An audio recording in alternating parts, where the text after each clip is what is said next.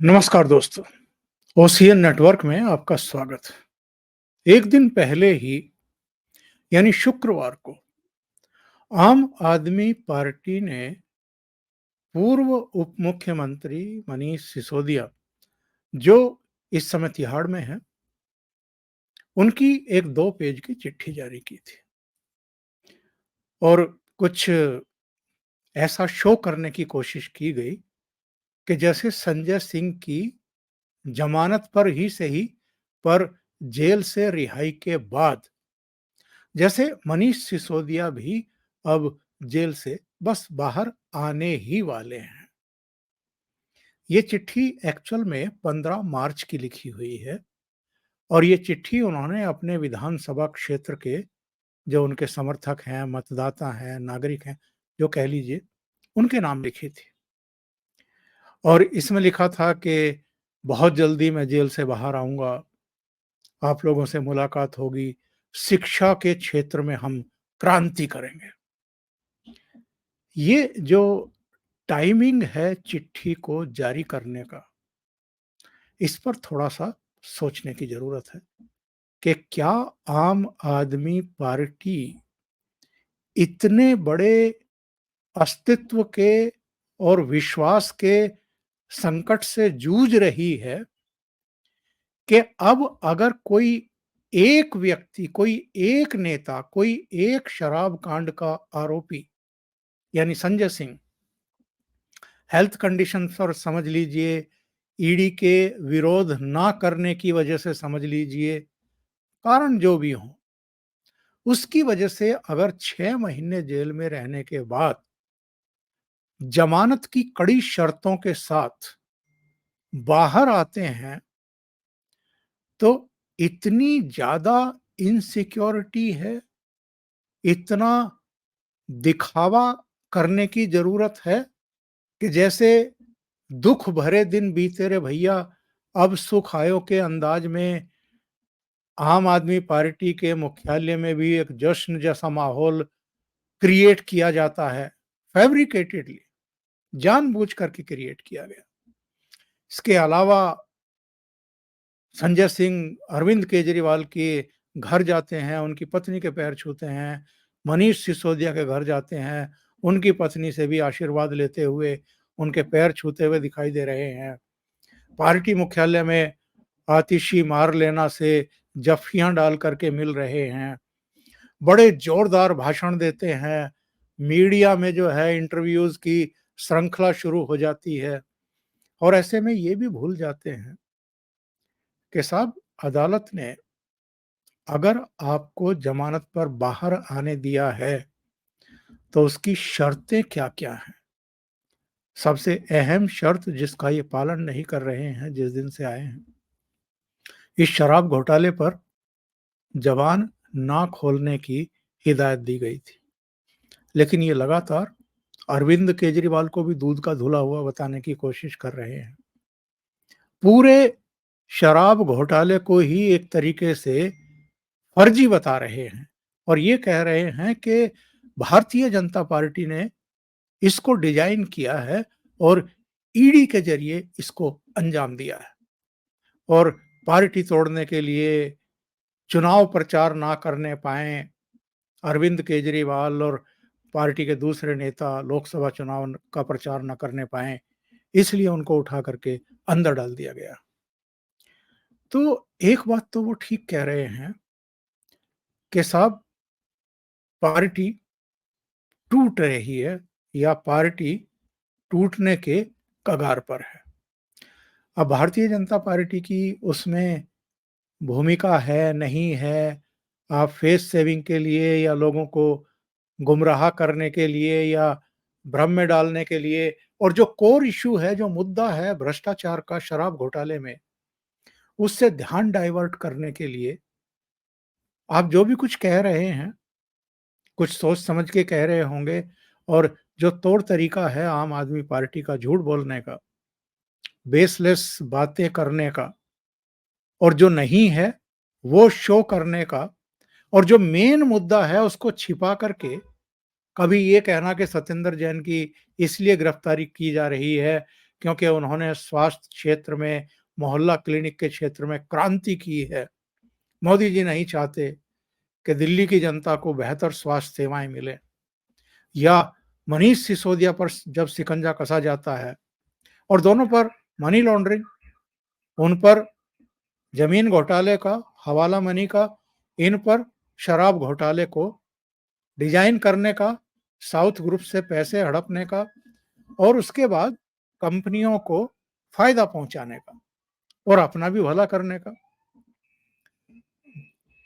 मनीष सिसोदिया के बारे में ये कहना कि चूंकि वो शिक्षा के क्षेत्र में क्रांति ला रहे थे, इसलिए उनको गिरफ्तार किया गया। तो अब अरविंद केजरीवाल को जब गिरफ्तार किया गया और लंबी जांच और गहन पड़ताल के बाद उनको गिरफ्तार किया गया, तो ये कहा जा रहा है कि लोकसभा चुनाव में नरेंद्र मोदी अगर किसी से डरते हैं तो वो अरविंद केजरीवाल है, इसलिए उनको गिरफ्तार किया गया। अब कितना डरते हैं, क्यों जरूरत है डरने की? भाई 2014 में पूरा जोर लगाने के बाद भी पंजाब से 4 ही एमपी जीते थे। 2019 में तो उनमें से 3 हार गए, केवल एक संगरूर सीट आई थी। दिल्ली में ना 2014 में कोई सीट आई थी, ना 2019 में आई थी और ना 2024 में आने की कोई उम्मीद है।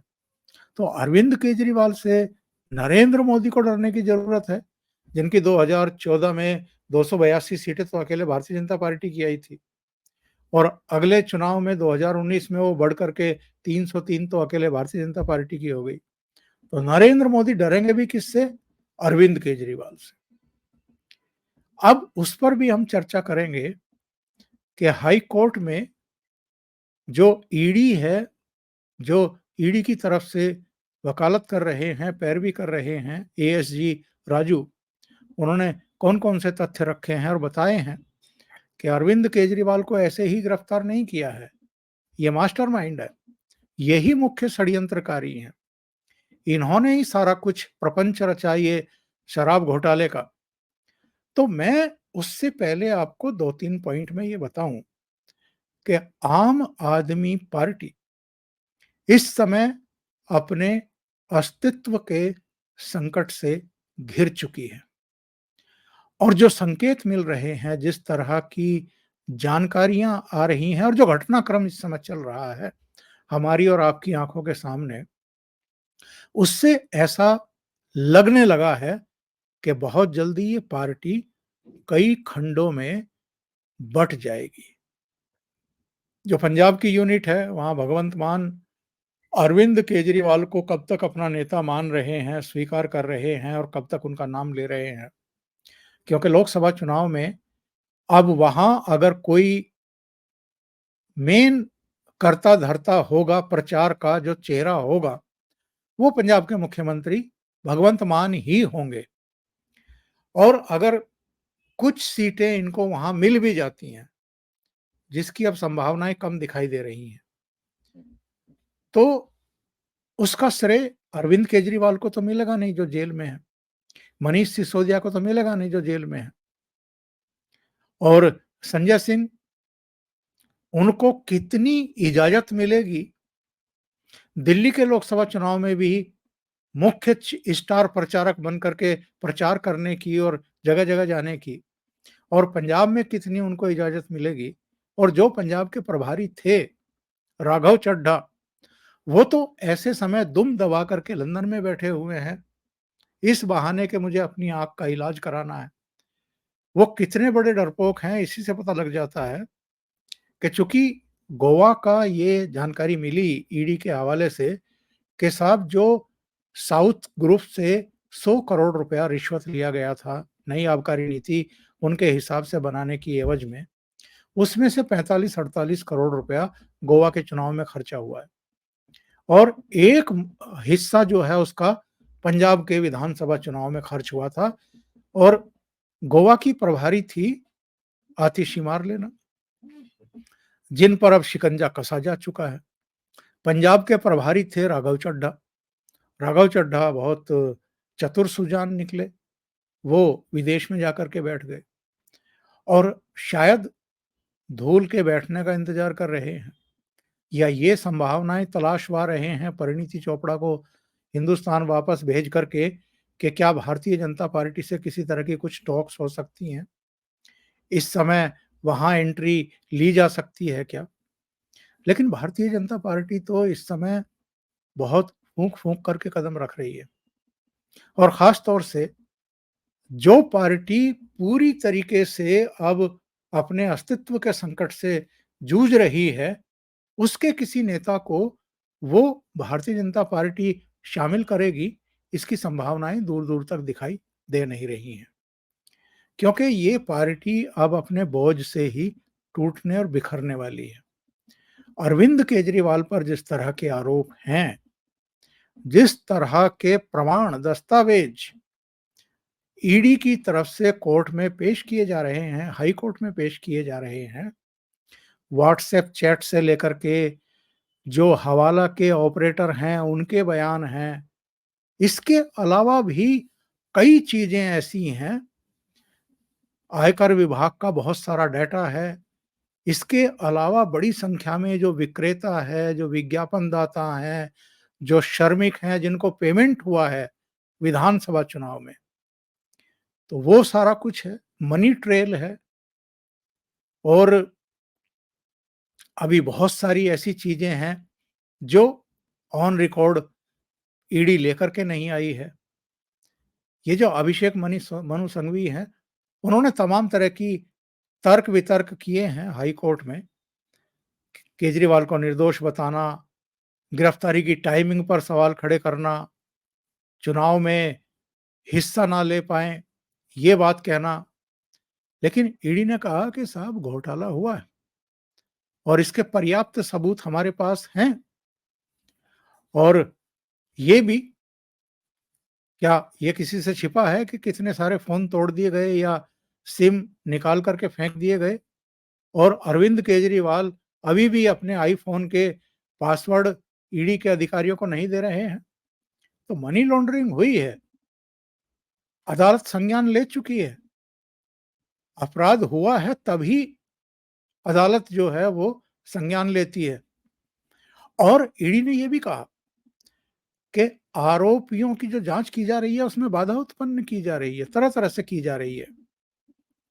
बड़ी चतुराई से जो है ये अपराध को अंजाम दिया गया है।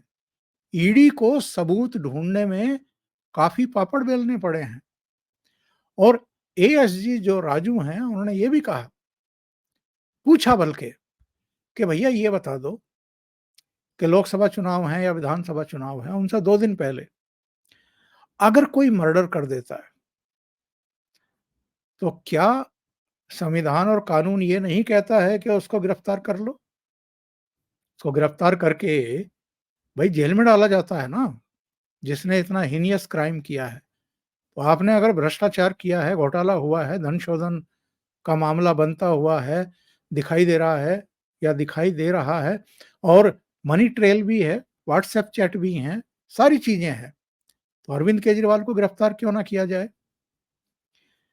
तो ये जो सारी चीज़ें हैं और ऐसे समय संजय सिंह का बाहर आ जाना, अरविंद केजरीवाल एक खेल खेल रहे थे और वो खेल ये था कि साहब जो बाधा बन सकते हैं उनकी पत्नी के मुख्यमंत्री बनने में, सौरभ भारद्वाज हों, आतिशी मारलेना हों, राघव चड्ढा तो चूँकि विदेश में दम दबा करके बैठ गए हैं डर करके, तो इसलिए वो तो अब खतरा है नहीं। ये 2 हो सकते थे, तो इनके नाम ले दिए कि विजय नायर इनको रिपोर्ट करते थे, मुझे नहीं करते थे, ताकि ये भी अंदर आ जाएँ और बाहर बस उनकी पत्नी रहे, तो उनको चीफ मिनिस्टर बना दिया जाए।